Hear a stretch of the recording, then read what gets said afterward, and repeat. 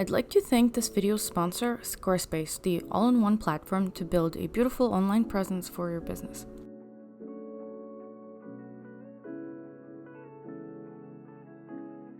Hello, welcome to my art channel. If you're new here, I'm an independent illustrator and these are my characters.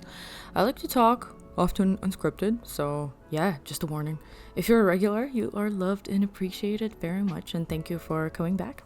So in this video, I'll be showing you the lengthy process of this postcard illustration, which honestly is probably much too detailed to be on a postcard, but I'll most likely make larger prints of it at some point as well. And you might want to know how it ended up like this. Well, it's mostly because I forgot what I was doing somewhere down the line and ended up with a drawing that's just way too detailed. But anywho, I am pretty excited to show you guys the process here because it's actually pretty much what my freelance work consisted of in large part over the last few years. I've done a lot of character designs with a big focus on fashion, mostly related to future doll purposes or doll manufacturing purposes, which is why there was a much bigger focus on fashion compared to like other types of character design projects. Anyways, I can't really talk about it, so yeah, I've done many drawings like this, like these roughs you will see here, and it's a shame that unfortunately they are in the NDA vault and I will never be able to share them, so sadness. But anywho, the sketch gave me a lot of trouble here because I think I was just super burnt out near the end of the Kickstarter for my new art book called Prism, which, by the way, if you don't know about it, there is a pre-order now. You can find the link in my description. But yeah, honestly, at the time when I started the sketch, I did not have a whole lot of energy. I did really want to kind of get some community involvement when it came to the design, like the final design of this card. But yeah, I let the under sketch that you see the video starting with sit overnight because I just wasn't feeling great about it. But thankfully, the next day when I decided to tackle it properly, it was a much more successful endeavor, and I actually managed to get the sketch looking decently, and I was happy to move on to make some outfit decisions or designs. It's pretty typical for me to start with a very rough sketch underneath and do basically like a second sketch pass to clean it up substantially before I do some outfit options, which is the case here, or move on to inking afterwards. I don't typically color the sketch for the clothing, or like basically how you see me work here is kind of like stuff that I would do on the rare side for my own personal art. In fact, I almost never do that for my personal art, and for most of my freelance work as of late, excluding the stuff that I mentioned earlier in the video, I have a pretty specific color scheme that I'm working with that's predetermined, so it's much easier to just add that in as I'm already in the cleanup stage. But since in this particular case I wanted to include some of you guys here on social media in the decision making process of picking the outfit which I would render in the final version, I obviously needed to throw some colors in for the initial 3 options that I ended up doing. And I do have to say that even though this is kind of fun and it is, you know, often necessary when you have to do something like this for a job so that you can show colored versions before moving on to the final to the client. But for me personally, I really actually don't like doing this because it makes cleanup afterwards super tedious, like way more tedious than it had to be in the first place, because it's just what basically happens is that the rough colored version of the sketch is so visually similar in thumbnail form to the final result that when I get to the cleanup, it almost feels like I already finished the illustration somehow, and now I have to do it all over again. So yeah, and that I guess looking at it from that perspective, I don't particularly like doing stuff like this, but it is kind of fun to show you guys how I tend to approach stuff like this for my other work purposes. And yeah, as you can see, I always draw the whole body first, and it's super important for me to do that because not only because I had to or I was planning to do different outfits from the get-go, but also because when I draw clothes, it makes it way easier for me to know exactly where the body is located underneath in order to put the clothes on properly, if that makes any sense. You can probably see how I tend to approach it when you watch me do it on the screen here. And speaking of the screen, I really liked editing footage from direct recording of me drawing on the screen with my hand in it and stuff, instead of just using a recording of the screen that's fully digital. So I decided to kind of bring that into this process as well. Hope you guys like it. And before I talk about the next step of the process, I'm just going to take a quick minute to tell you about this video sponsor, Squarespace. As a freelance illustrator, having a website that showcases my work is super important, but it's just another thing that takes up precious time in an already extremely busy schedule. Ever since I tried out Squarespace though, it actually made it way less daunting to keep up a website because of how easy it was to set it up in the first place and how quickly I can make updates whenever I have new work to add. To add new artwork to my portfolio, all I really need to do is just click edit and select the new images. It honestly takes like seconds, and the automatic image scaling feature takes care of everything for me, so I don't even need to worry about the size of the images. Everything looks super professional with minimal effort and time on my part. It's also super easy to link your shop to the site if you already have one, or build a shop directly in Squarespace under the Commerce tab. Another handy feature is that it's actually super easy to find and purchase a unique domain for your website by just looking it up directly in Squarespace under Settings, Domains. Doing this for my previous websites was actually way more convoluted by comparison, and I had to look up tutorials, so this was a breath of fresh air for me for sure. And I managed to do it in minutes, which is surprising because usually things like that take me forever to figure out. So if you want to try it out for yourself and make a website portfolio of your own, you can head over to squarespace.com and sign up for a free trial. And once you're ready to launch your website, you can go to squarespace.com/cosmicspectrumart for 10% off your first purchase of a website or a domain. Thanks so much, Squarespace, and now back to the video. So here we're looking at the third option. Unfortunately, I did not record the option of the outfit option. I don't know how to call it, like the second choice outfit option with the grunge / punk style, because I don't know, I just forgot to record it, and I think I was a little bit fed up with recording the screen. It can be kind of daunting to have the camera on all the time, especially since the footage takes up so much space, and I decided to just let that one go. But I recorded the third option, and I think it's fine anyways because you guys are gonna see the cleanup for the missing goth / punk version. Or did I just say goth? I meant grunge.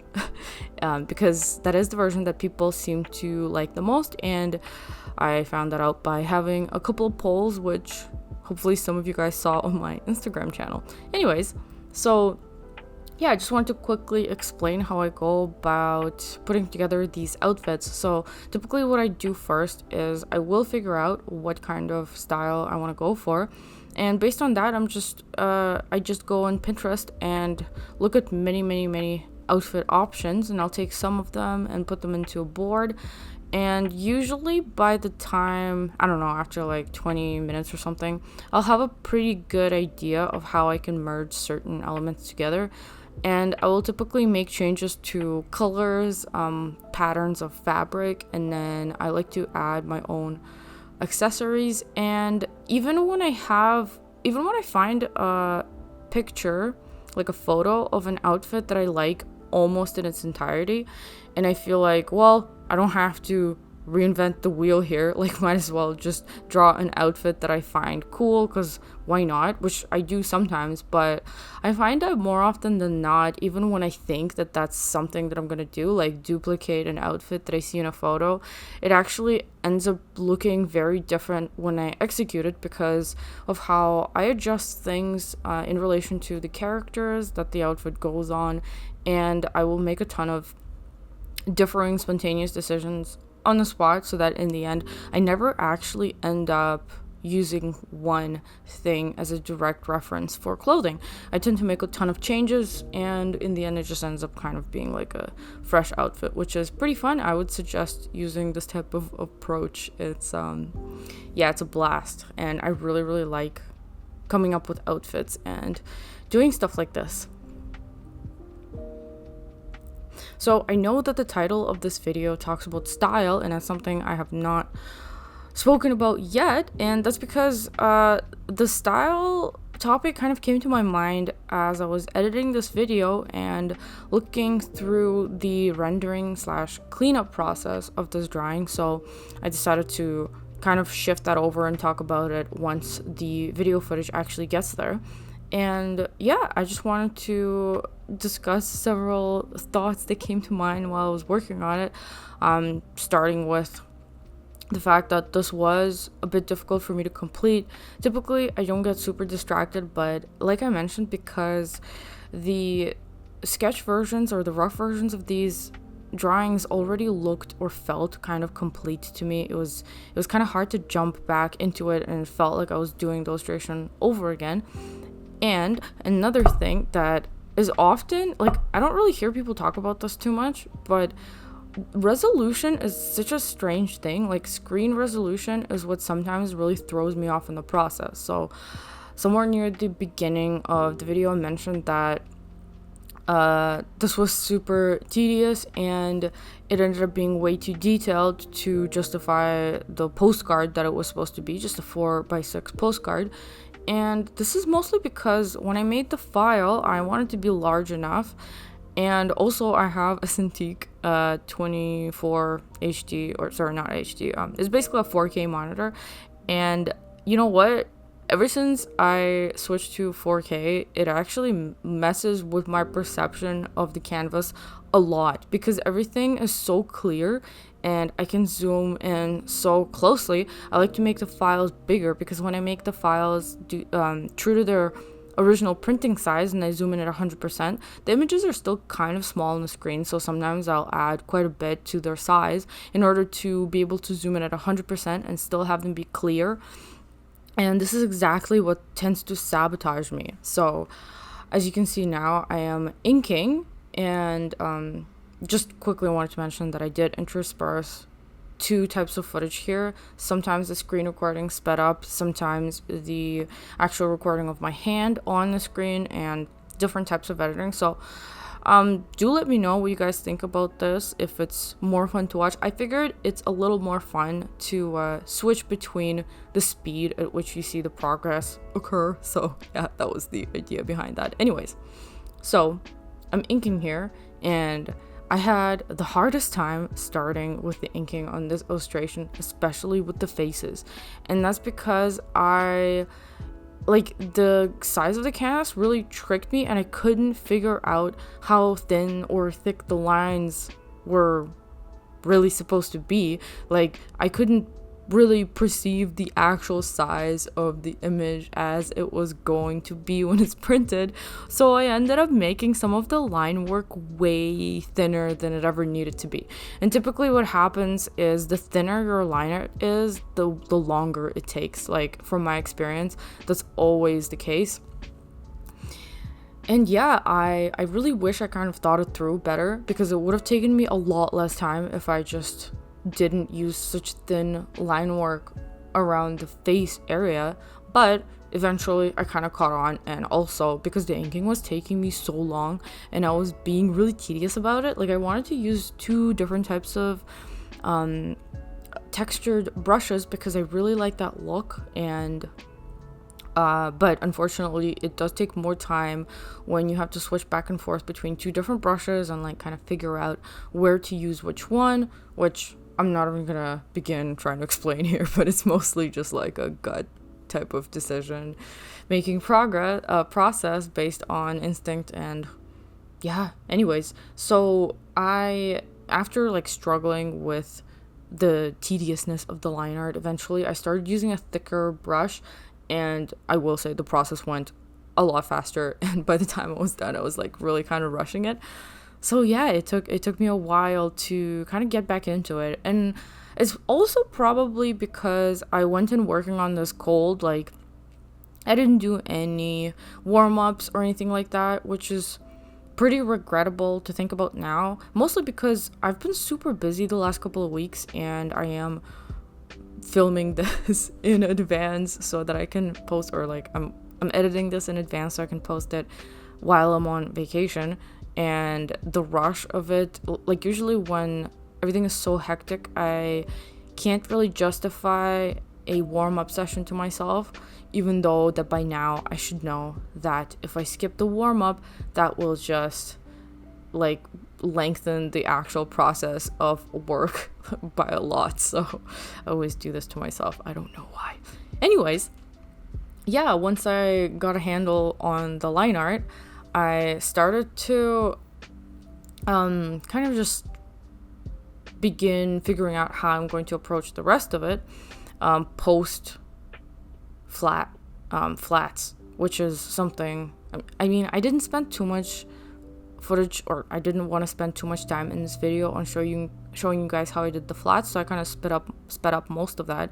And this is actually a good time to mention why I'm not working in Clip Studio Paint but working in Photoshop for this, because there's a couple of reasons. First of all, I am still actually a lot more familiar with Photoshop, and I'm not planning to stop using it completely at any point. I just think that Clip Studio Paint has a ton of features that are missing, and I did kind of switch back and forth for some of my illustrations. But for this one, because this line art is so weird, and I used a bunch of different, I used like 2 different brushes to ink, there's so many gaps, like very large gaps, especially in the hair, that I don't even think the sophisticated Clip Studio Paint fill tool would be able to ignore those. And so I decided to just like, I don't know, make my life, I guess, simpler and do it the way that I'm most familiar with, which I don't know, maybe I should have tried it. You guys let me know if Clip Studio would actually be able to fill gaps that are this big in the line art. If you can tell by looking at it, they're pretty huge. But anyways, I really didn't want to like go through the trouble of closing all of them in order to make a proper mask, so I kind of like did it in a haphazard way.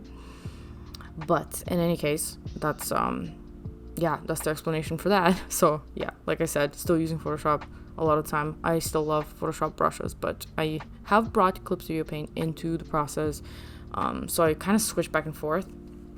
Anyways, so yeah, because this illustration has nothing to do with client work, and is, even though it is tied to my Kickstarter, and you know, I'm doing it for the postcards, it's still technically personal work, and it is my characters. So typically I take this type of opportunity with digital art specifically to explore and in some ways experiment, because I know that there's not a whole lot of pressure here in terms of stylistic outcome.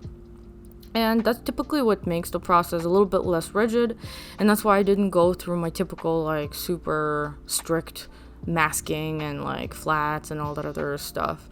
So yeah, and I wanted to mention that while I was doing this, something I haven't done a whole lot of in the past was to kind of paint in into some of the clothing elements right after I finished the flats. So if any of you guys are familiar with my typical process, I will flat everything very cleanly and maybe add some textures, and then do shadows on a separate layer using multiply.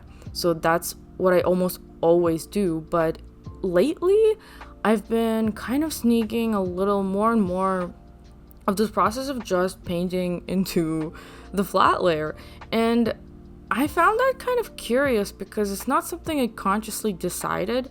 I just sort of did it and then wondered this is actually quite different from how I usually approach things. And I noticed that I think the reason why I decided to do this a little more than I did it at all, or started to do it at all, is because of the gouache studies that I've been doing, or that I did for a little while, a couple of months ago.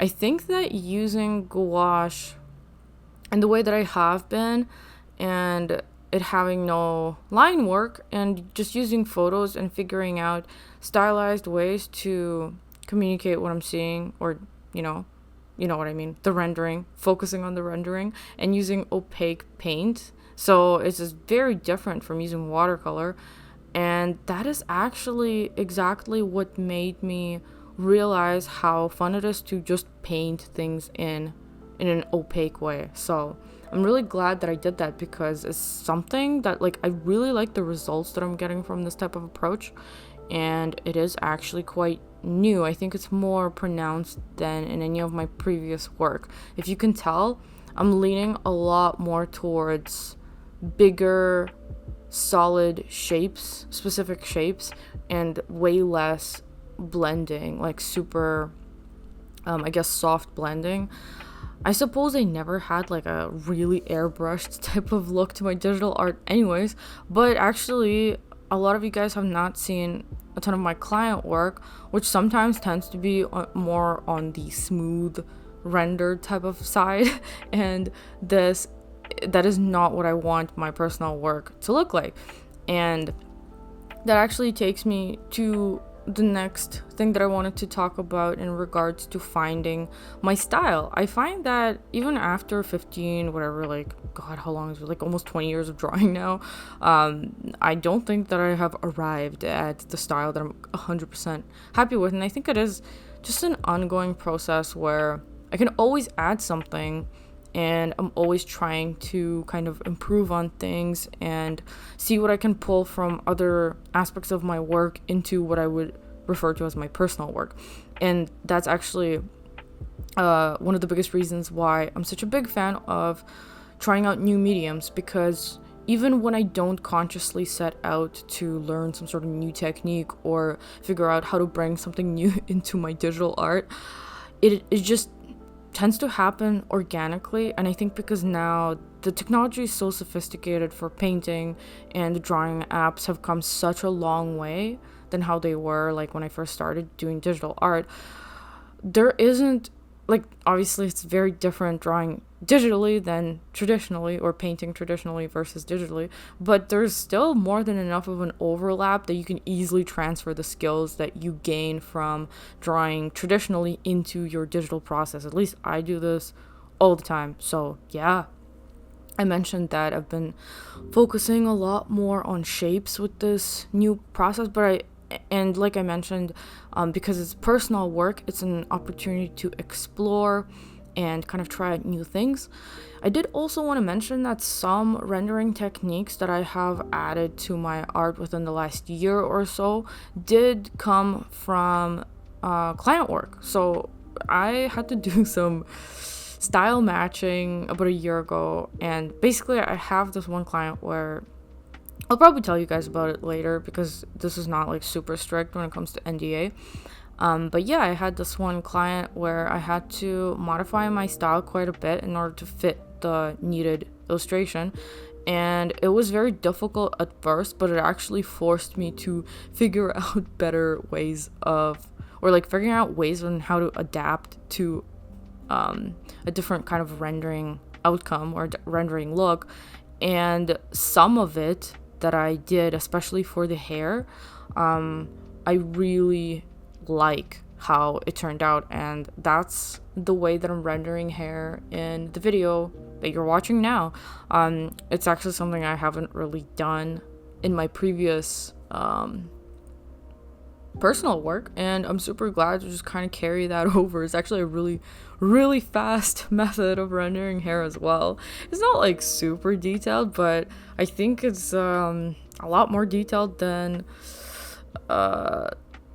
most of the other stuff I do, I guess. But yeah, it's hard to, it's kind of hard to explain.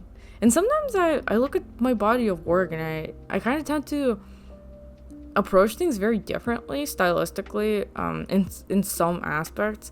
Like, I know that maybe to you guys all my stuff might look very similar, but to me the way that I approach digital art is very different from the way that I approach my traditional art, especially inking and such. So what you're looking at here, at least the result here, is a lot closer to the kind of style that I am aiming for, and I do have to do that quite consciously, because if I just mindlessly kind of go in one direction, things don't change as quickly as they do when I actually go out of my way to do some serious experimentation and see how I can modify my digital process to be more in line with what I'm hoping to achieve.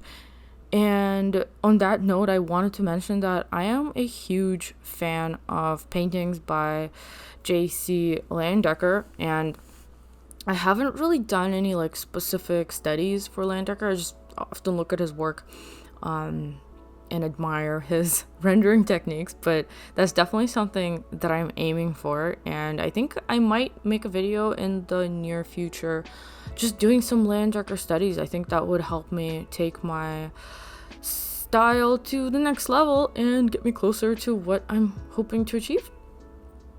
And another thing that I actually started using way more often nowadays is the Lasso Tool, and you probably saw me use it actually quite a bit, and I do like some of the shadows to just be sharp. I think it makes the image more crisp, and that's another like big contrast with how I've approached a ton of client work lately by just doing a lot of smooth rendering. So yeah, it was nice to finally be able to bring a lot of the sharpness that I so love so much into my personal work.